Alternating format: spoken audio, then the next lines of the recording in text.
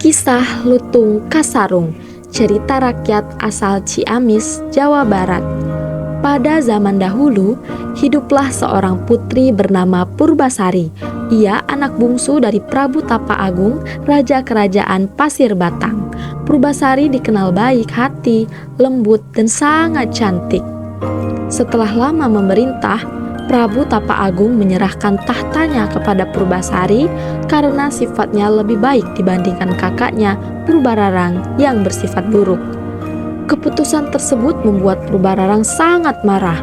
Purbararang dan tunangannya Indrajaya bersekongkol untuk mencelakai Purbasari dengan meminta bantuan seorang nenek sihir.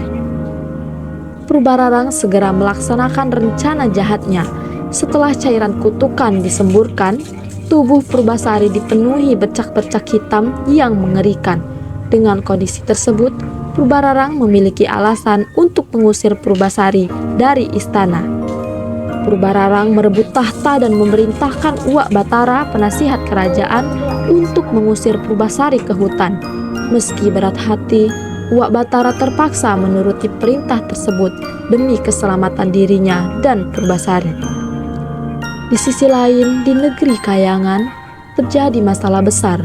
Pangeran Guruminda, putra Sunan Ambu, menolak perintah ibunya untuk menikahi seorang bidadari Kayangan. Pangeran bersikeras hanya ingin menikah dengan wanita yang kecantikannya setara dengan Sunan Ambu. Keesokan harinya, Pangeran Guruminda berubah menjadi Lutung Kasarung. Ia pamit pada Sunan Ambu ibunya. Lutung Kasarung segera turun ke bumi dan menjadi raja para lutung dan kera di hutan. Di sana, ia memulai perjalanan untuk mencari wanita yang akan menjadi pendamping hidupnya, seperti yang diramalkan oleh Sunan Ambu. Setelah tiba di hutan, Lutung Kasarung mengetahui penderitaan Purbasari akibat kejahatan Purbararang. Ia memutuskan untuk membantu Purbasari. Ketika Purbararang memerintahkan prajurit mencari hewan persembahan di hutan, Lutung Kasarung dengan sengaja membiarkan dirinya tertangkap.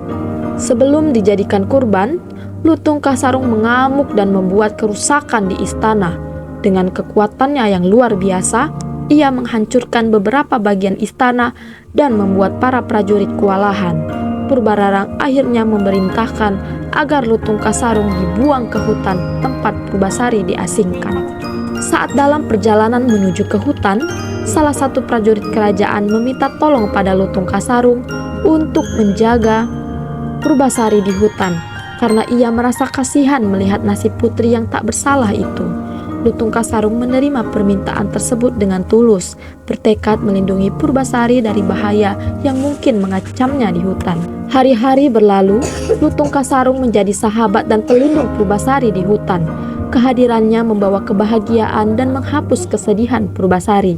Dengan kekuatan dan kebijaksanaannya, Lutung Kasarung membantu Purbasari menghadapi tantangan hidup di hutan.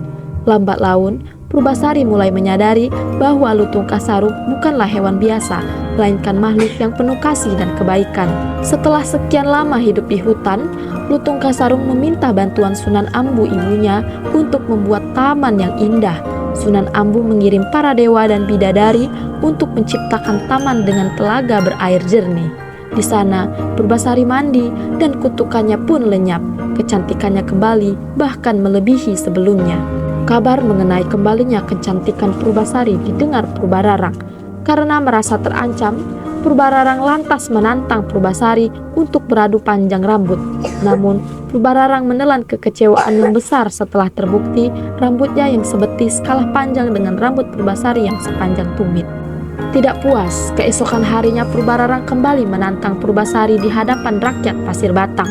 Kali ini, ia menantang Purbasari untuk membandingkan ketampanan tunangan masing-masing. Meski merasa tidak memiliki peluang, Purbasari tetap tegar menghadapi tantangan tersebut. Keesokan harinya, sebuah keajaiban terjadi. Tubuh Lutung Kasarung memancarkan cahaya keemasan yang sangat terang, menyilaukan mata semua orang. Dalam sekejap, wujudnya berubah. Ia kembali pada wujudnya sebagai Pangeran Guruminda yang tampan dan gagah. Dengan penuh wibawa, Pangeran Guruminda menggenggam tangan Purbasari dan membawanya ke singgasana. Akhirnya, Purbararang mengakui kekalahannya dan menyerahkan tahta kepada Purbasari. Purbasari memaafkan semua kejahatan kakaknya. Ia memimpin kerajaan dengan bijaksana bersama Pangeran Buruminda dan semuanya hidup bahagia. Segenap rakyat pun merayakan kembalinya kedamaian di kerajaan Pasir Batang. Tamat.